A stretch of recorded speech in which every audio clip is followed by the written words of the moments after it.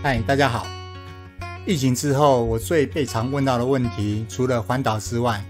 应该就是如何带单车搭火车。由于这两个都不是容易三言两语就回答的问题，因此往往要花不少时间。那因为环岛我有做过影片，所以回答的时候可以拿来做辅助。但是带单车搭火车以前只有写过文章，影片是有，但都是比较短的片段。因此回答上还是得花一些功夫。那会觉得这么麻烦，可能是因为台铁历史悠久，车型很多，然后两铁规则看起来又很复杂，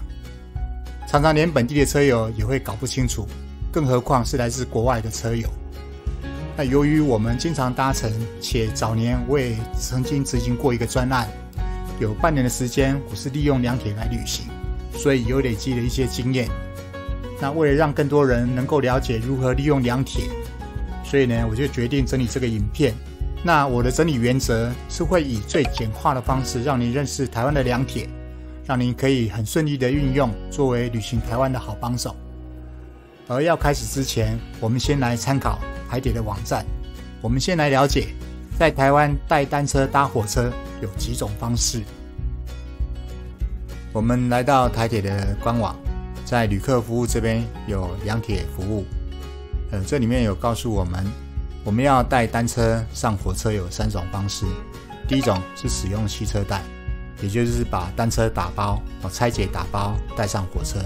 第二种是人车同行，所谓人车同行，就是我们可以直接将单车带上火车，不用拆解。然后它有分为对号车与非对号车2种，另外它还有一种自行车托运。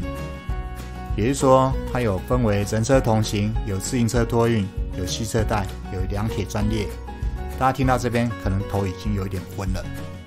实际上，自行车托运还有两铁专列这2个服务，我们通常很少用到。我们比较常用到的是人车同行还有汽车带这2个服务，所以我们专注于这边。首先，我先把它简化。我把台铁的两铁服务简化为不用拆车与要拆车2种。不用拆车指的就是刚刚网站里面我们看到的人车同行服务。要拆车，顾名思义就是要拆解单车，然后用汽车带打包，然后才可以带上火车。那不用拆车的部分再分为非对号车与对号车2种。非对号车也就是大家很熟悉的区间车与区间快。那它有几个主要的车型，有现在最新的 EMU 900，然后比较早的 EMU 800，另外还有其他比较旧的车型。那对号车的部分呢，班次比较少，它有莒光号，还有自强号，也就是有一种 PP 自强号。那要拆车用汽车带打包的，基本上是所有车型都可以上车，但是它有一些细节，那我们待会再跟大家说明。这样简化之后，大家是不是比较可以理解台铁的两铁服务大致上有分为哪几种类型？有了基本的轮廓之后，我们再来依照如何购票、如何进出站、如何放置单车，还有其他提醒事项，来一一跟大家说明台铁的两铁服务。OK， 我们现在开始进入这些细节。首先，我们来看不用拆车的非对号车，也就是区间车与区间快，如何购票。那再来提到区间车与区间快，我都会以区间车来做代表。由于不是每一班区间车都可以带单车上去，而且也不是每一站都是两铁站，因此呢，大家一定要先上网查询，去查询出你想要搭车及下车的车站是否为两铁站，以及可搭乘的班次。由于这些资讯呢，在两铁网站上面都有，我就不做太细的说明，但是有几个要特别提醒的。第一个呢，就是班次的查询。在两铁网站上面有一个两铁列车时刻车次查询，这边选择非对号就可以查询区间车的班次。但由于区间车顾名思义它是有分区间的，所以你如果是比较长程的这个区间，例如从大台北这边你要搭到花莲，如果你直接由台北查到花莲，班次可能就会非常少，因为长程的区间车本来就比较少。建议你可以先查台北到宜兰，查出一些班次，然后再查宜兰到花莲有哪些班次，或是在转乘条件这边设定接受转乘，去找出可以互相衔接的班次，这样子就比较容易由台北搭乘区间车来到花莲。那西部呢，也可以用同样的方式来运用，例如台北到新竹一段，然后新竹到苗栗、到嘉义、到台南、到高雄，分段去查询，您就可以找出一些适合的班次来做衔接。当然，如果是比较长程的，我会建议您直接去搭乘自强号，或是去搭乘高铁，这样会比较节省时间与方便。而在自行车额度查询这个部分是这样子由于呢两铁列车上面可以放自行车的这个额度是有限的，所以呢每一辆车它可能是8个位置，或者是12个位置，甚至15个位置不等。是不是还有额度，我们就要透过查询才知道。如果没有额度了，就买不到票了。那在查询的方式呢，一定要由网站来查询，由电脑、手机都可以，上到官网就可以查到它的额度。那台铁一定通的 App 呢，查得的数字是该班车的两铁额度，但不是即时的余额，因此要特别留意。这种不用拆车的非对号车，它不能在网络上面订票，一定要到车站购买。购买的方式，您可以到柜台，或是以站内的自动售票机来购买。以下我就以自动售票机的画面来跟大家说明这样的票的购买方式。当然再次强调，您也可以直接到柜台向那个售票员购买就可以了。来到自动售票机，点选购买车票，然后点选两铁列车，再点选两铁环保。这边的两铁环保指的就是不用拆车的区间车及区间快。我们点选进去之后，您可以选择您的乘车日期，还有发车的时间，然后你要起站跟弃站。那起站不见得是你买的车站，你可以选择其他你预计要前往搭乘的车站。那到达站依照你的需求去做选择。那起站跟到达站，你这边选到的一定是两铁站，所以两铁站在这边的画面是不会显示的。那这边要特别注意，这一种非对号的两铁车票可订购的区间，从订购日到搭乘日是4天内的票才可以购买，超过4天是无法购买。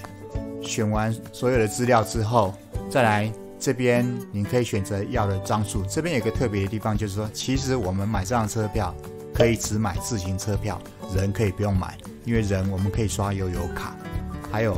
来这边购票一次上限是16张，所以你超过可能就要分次才能够购买。都选完之后，确定你要的班次，点选进去，然后付款的部分它有几种，当然现金、信用卡或行动支付都可以，就是选择你预定的那个付款方式之后，就可以买到你想要的这个车票，然后稍微检查确定无误之后就完成了。大多数的两铁车站都设有电梯，因此可以利用作为人与单车进出月台使用。如果你的单车比较轻，那当然也可以直接扛车爬楼梯，但千万不要搭手扶梯，以免发生危险。有些车站的楼梯它设有自行车牵引道，就在楼梯旁边。但是如果说你有装行李袋，那可能就不太好推，这时建议还是以搭电梯为主。EMU 900型电联车，它每列固定为10节车厢，是目前台铁区间车区间快的主力车型。由于 EMU 900头尾车厢都设有单车架，非常的方便。以下2段影片即是之前制作的 EMU 900如何放置单车及固定方式的介绍，大家看完即可清楚知道如何运用。今天搭往基隆的两铁是 EMU 900，由于日前恰好有车友来讯，想了解有没有比较容易将单车挂上 EMU 900单车架的方式，因此我们在车上多次尝试，终于找出几个关键技巧，并请 Toby 示范分享给大家。首先拉住后刹车，以后轮为支点，将车头抬起，取得平衡后放开刹车，立着单车推到单车架前，然后以大腿顶住坐垫后缘，协助抬起单车，让挂钩勾住前轮，然后蹲下来将绑带固定后轮，就完成了。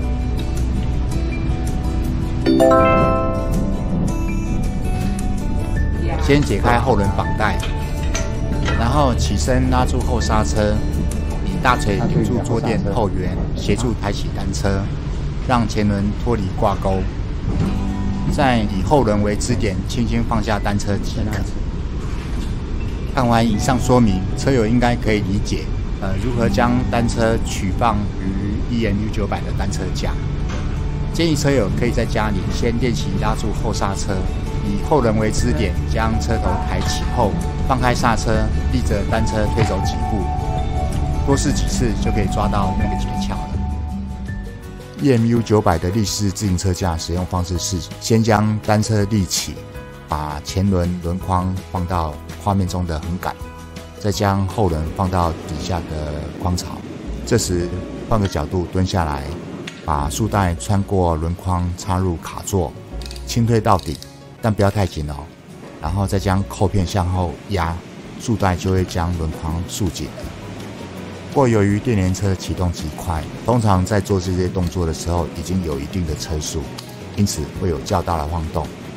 要注意手或衣服尽量不要沾到链条，以免弄脏了。再来是 EMU800 电联车，这种车型台铁也非常的多。那头尾车厢有自行车放置区，但 EMU800 电联车的自行车为平放，而不是立起来的。它需要将自行车置放区的折叠座椅拉起来，才能将单车固定，因此遇到旅客多时会比较不方便。那至于其他更早的车型，比较容易在宜花东或是南回遇到，这类车型也是规定自行车要放在头尾车厢，但车厢中它并没有可以固定的车架，因此车友搭乘时需要自行扶住单车。所以我们会建议，可以的话，你随身携带一条魔鬼毡束带。如果遇到比较旧的车型，可以将单车固定于车内的中央立柱，这样您就可以到座位那边坐下来休息，不用担心单车会倒下来。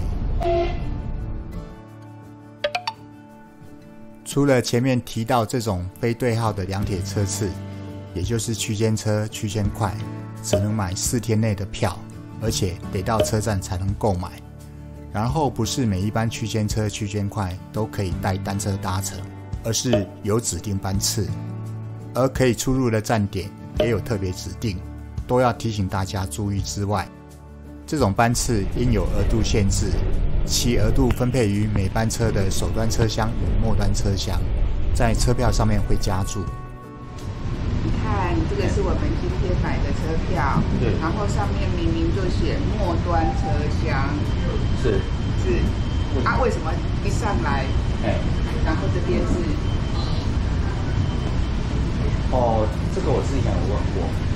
就是它是以行进方向，对，也就是比如说行进方向是这个方向，那边是头，那这边就是尾，这个是车厢数字，不代表头尾。可是这样子，我在等车的时候，对，我方向感不好的人，我根本就搞不清楚哪边是首，哪边是末，是，那这样子不是会放错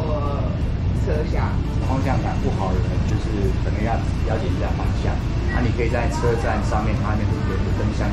还有，比如说像万华这边，它有一头是指向板桥，一头是指向板的那个台北的灯箱，或是你可以问站务员。我觉得问站务员最好，就是进车站的时候就问一下，对，这样我觉得最好。就是对啦，就是说要留意他开的方向就对了。OK， 好，我觉得你提这个问题非常好，所以我们要整理一次，就是说，就是你拿到那个买好这个两铁的这个车票，它上面会写说有末端车厢或是首端，它是以方向来区分的。自己行进方向，对，以行进方向来区分车往那头，那个就是车头，这边是车尾，这边就是，所以我们现在搭上来是末端车厢，对，不要看那个数字，对，不是看车厢，对，是以方向性来区分。另外，再度提醒大家，尽量避开上下班尖峰时段，以免即使有买到票，也会遇到无空间可以摆单车的窘境。我们接着看对号车次。两铁对号车次与非对号车次的最大不同有：一、可预定4周内的车票；2、可于网络以及 App 上面订票；当然，你也可以前往车站的柜台以及自动购票机购买。而两铁对号车次购买时需要人车同时购买，与非对号车次可以只买自营车票不同。而如何进出站部分与非对号车次完全相同，这边就不赘述了。那至于如何放置单车，莒光号呢，它有特定的车厢，进到车厢内就可以看到是可以摆放在地板上面的固定架，而 PP 自强号则是放在第12车的专用车厢，跟非对号车次一样，我们要将单车立起来放到固定架之上。那这边要特别提醒莒光号目前的班次非常少，而且主要是在南回线，只有特定日期才有，因此您在查询的时候要特别留意。而 PP 自强号班次比较多，车友可以依照自己的需求去订票。另外，这边做个补充说明，就是有关于票价，不管是对号还是非对号，只要是单车可以直接上的车次，单车票的票价为全票的5折。好，最后我们来看进站要拆车，也就是以吸车带将收折后的单车打包来搭乘火车的方式。由于这样的单车等同于行李，不需要另外收费，而且理论上每一种车型都可以上，因此如何购票以及如何进出站与一般旅客相同，为进出检票口时需将单车完全置入吸车带，然后出检票口前不得组装。而放置单车的方式原则上就是以车上放得下的空间为主，但是由于台铁的车型太多，这边就无法一一列举。大致就是区间车空间大，非上下班尖峰时段基本上没有什么太大问题。至于非两铁班次的 PP 自强号，由于甚少搭乘，因此请有经验的车友可以在留言区分享。而普悠玛可以置于第1或第8车厢，因为这里有大件行李空间的专区太鲁阁号我们有搭过一次，知道在座位的最后方有空间可以摆放，只是不怎么大。那所以呢，要将单车立起来，才不会挡到走道。另外，台铁近年来引进许多新型的 EMU3000 列车，由于该车型空间颇大，我们之前搭乘时有特地将整个列车由头至尾走一次，并留下记录。原则上就是第3节以及第7节的车厢空间最大，最适合车友摆放装入吸车带的单车。以下就是那一次的记录，请您参考。大家好，今天这影片不是要带大家看风景，而是要来看看火车上的单车摆放空间。我想经常带单车搭火车的车友应该会注意到，台铁新自强号 EMU3000 不仅外观流线漂亮，而且它的班次越来越多了，大家利用到的机会非常高。由于日前要出差前往台东，而且有带单车，想趁这个机会来看看 EMU3000 的行李空间如何，单车要怎么摆。我这次的座位是在第4节，上车后车上的清洁工作人员推荐我可以放到第3节或第7节，因为那里的空间最大。我想既然都来了，我们干脆来由第1节走到最后1节，来看看各车厢的行李空间吧。话不多说，我们就由第1节开始喽。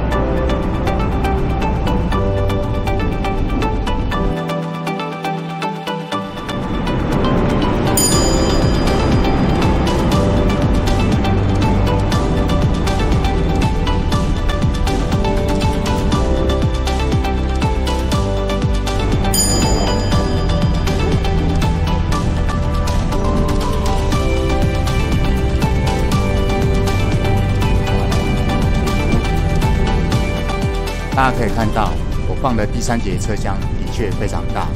但如果放到我坐的第4节，最后一排后方的空间是够的。但单车若平放会凸出来，影响旅客出入，因此建议将打包好的单车立放，这样就不会影响到出入口了。而且即使将座位放到最斜，也不会影响到。但若要这样做，还是要跟座位上的乘客打声招呼哦。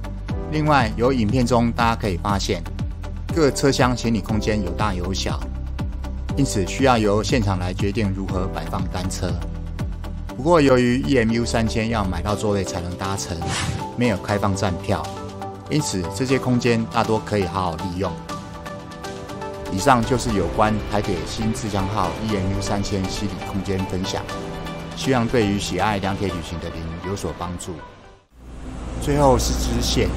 由于台铁的各支线目前没有开放单车直接上的服务，因此应该就是比照进站要拆车，以吸车袋打包搭乘的方式来处理。务必请车友遵守不以塑胶袋、布袋或是其他包装来替代吸车袋。然后打包后的最大长度不要超过150公分，长宽高的总和不超过220公分。而且呢，在车上选择地方摆放时，除非列车长有允许，千万不要放在残障车、婴儿车的专属空间。最后这边做一个声明，就是所有的规则请大家以台铁的规定为准，我们是基于所知道的部分来做整理及分享。如果有错误或是不详尽之处，还请多多包涵。看完以上影片，希望可以让您对于两铁的运用有所帮助。若您正打算以单车旅游台湾，可以参考我们写的这本书，或是观赏我们这个频道的其他影片，或前往我们的部落格看图文介绍。当然，如果你觉得这影片对你有所帮助，也欢迎给我们赞助及分享。以上的资讯连结我都会放在影片说明。感谢您的观赏，我们下次再见，拜拜。